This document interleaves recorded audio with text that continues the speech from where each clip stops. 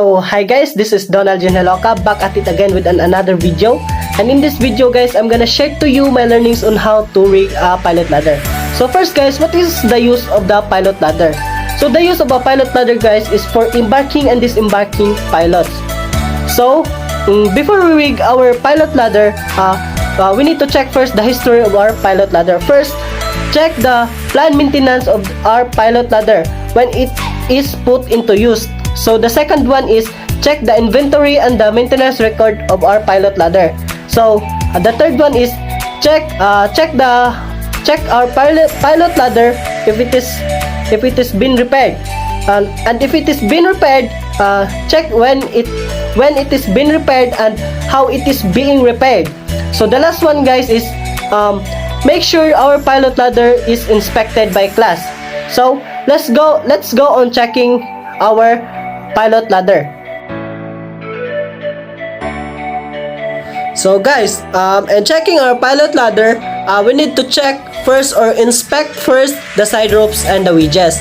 So in checking the side ropes and the wedges guys, make sure there should not be any missing wedges, and make sure the side rope should have a firmly grip, and make sure it is in order. So the second one guys is inspect the steps. We need to inspect the steps guys in order for our pilot safety. So in checking the steps, first we need to check if it is clean, if it is not painted and not slippery. So the third one guys is check the condition of our rubber steps. Make sure it has no cracks, it should be clean, and it should be firmly fixed. So the fourth one is make sure the side of the ladder is marked height along the length. Guys, I will show some picture. So the next one is check the condition of the spreaders. So in checking the condition of the spreaders guys, make sure there should not be no cracks, and it has even spacing. So the next one is make sure the ladder have certificates. As you can see in the picture guys, here as you can see in the picture, the mark is below the steps. It should be below on the steps. So the next one guys is make sure the pad eyes should be in color coded. Also I'm gonna put some picture. So the next one guys is make sure the pilot access is clearly marked on deck. Like in the picture guys, here I'm also gonna put some picture. The duty officer, after guys, the duty officer must be checking on it. So the next one is the pilot ladder must have tags. The use of the tags guys is for an easy identification. So guys, the last one is make sure the length of the ladder should be enough to reach the water line. So guys, after we check the pilot ladder, let's go on rigging our pilot ladder. So guys, in rigging our pilot ladder, first we must wear our PPE and safety harness. Safety harness guys, because it can prevent us from falling overboard while we are working aloft. So the first step in rigging a pilot ladder is it must be done safety under supervision of a responsible officer. So the second step is the ladder must made fast on deck using pad eyes. So the third step is in rigging the pilot ladder, there should be a life buoy next to it with a line at the light, but the line should not be connected to the buoy. So the next step is the pilot ladder should be firmly resting on the ship's side with all the steps touching the ship's side, and the area should be free from discharges.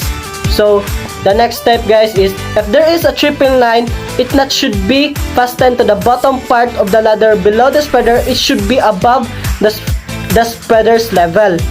So the next step guys is the illumination of the area should be adequate. So next is the pilot ladder should be firmly fastened to the ship's side. So next,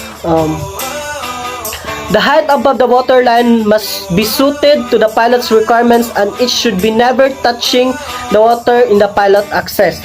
So next is the pilot access should be checked by the duty officer after rigging.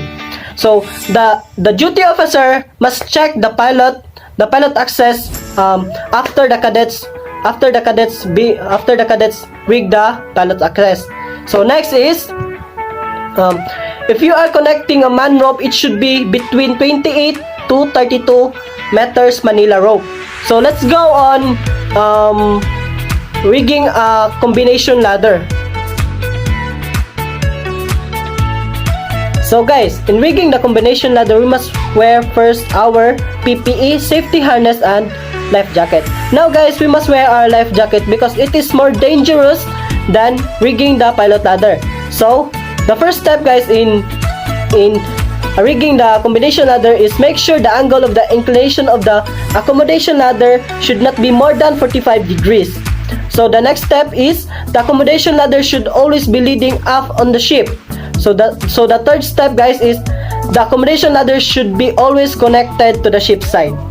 So the final step guys is if the pilot's climb is expected to be between 1.5 to 9 meters, not less than 1.5, not more than 9 meters. When the pilot arrive naman guys, someone will escort him.